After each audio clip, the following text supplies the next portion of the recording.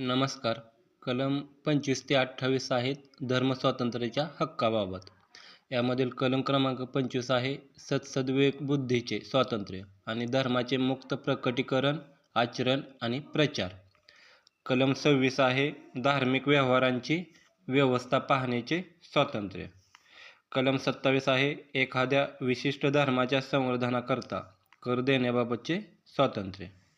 आणि कलम क्रमांक 28 आहे विशिष्ट शैक्षणिक संस्थांमध्ये धार्मिक शिक्षण अथवा धार्मिक उपासना यांना उपस्थित राहण्याबाबतचे स्वातंत्र्य. आता हे लक्षात ठेवण्यासाठी मी काही वर्ड लक्षात ठेवलेत, जसं की सद्सद्विवेक बुद्धीनं धार्मिक व्यवहारांची कर उपासना, सद्सद्विवेक बुद्धीनं धार्मिक व्यवहारांची कर उपासना, असं हे वाक्य 2-3 वेळा आपण रिपीट करून लक्षात ठेवू शकतो. मग हे क्रमानं कलम लक्षात राहतात आपल्या.